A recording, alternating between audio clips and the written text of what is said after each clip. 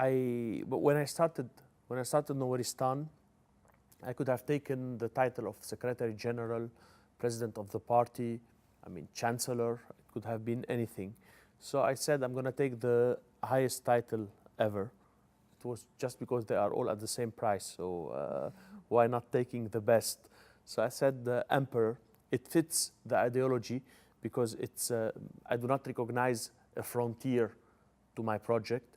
It's an expansionist project. The goal is going from Nowheristan to everywhereistan. It's ruling the entire planet. It's making the now 6.5 billion, 7 billion, maybe by the time Nowheristan will be everywhereistan, there'll be 7 or 8 billions. So taking all the entire population of planet Earth into this ideology. So that's why the title of Emperor is the best title that I could have chosen, and I like it. It has funny, especially that I consider that my enemies are the existing empires. So only an empire can cause the fall of another empire. Historically, that's why how it was. So that's how I chose it. If there's other people who can make it or anything, it's not a monopoly. Like it's not like I registered the name Emperor and I'm forbidding anyone else to do it. Tomorrow, if you want, you can auto-proclaim yourself Emperor. But the thing is how many persons would recognize that, because there's a big risk. When I started that, I was already famous, I was already rich, I had already a family, and there was a risk of me being taken not very seriously, being, people looking at this as a very ridicule, stupid thing. Some people said he lost his mind.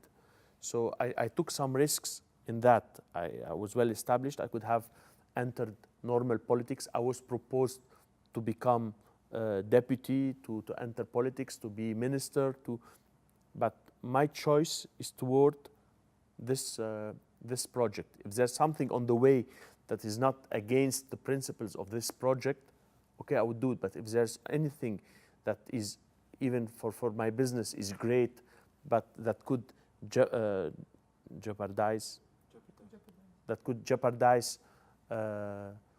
Nowheristan, I would never do it. The empires through history were all coming out of one culture, or of one nation, or of one color, so there's always an hegemony of a certain, even Marxism, who was not supposed to be made in Russia, became at the end a Russian project. Okay, they got some Georgians as Secretary General, they got some, but at the end of the day, it was the center of power was Moscow. The decisions were taken there.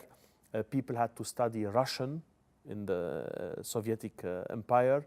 Russian culture was dominating all the other, and it became a Russian project, and that's what killed it also. One of the reasons that killed it was centralism.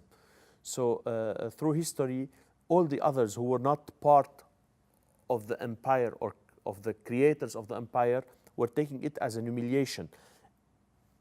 In this part of the world, they felt humiliated when to be a decider in the Roman Empire, you had to be in Rome, or at the Ottoman Empire, you had to be in Istanbul.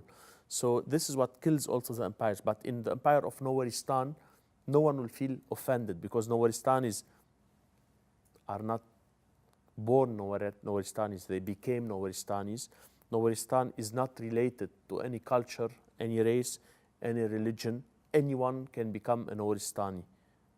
So there's no insult for anyone in becoming a Nowheristani, but there's a big insult if you now want to enter the American project.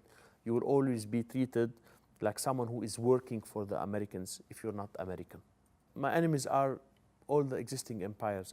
There's a big empire now that has his soldiers all around the planet, that is taking decisions on who should be elected in this country and who should not, who's a terrorist and who's not a terrorist.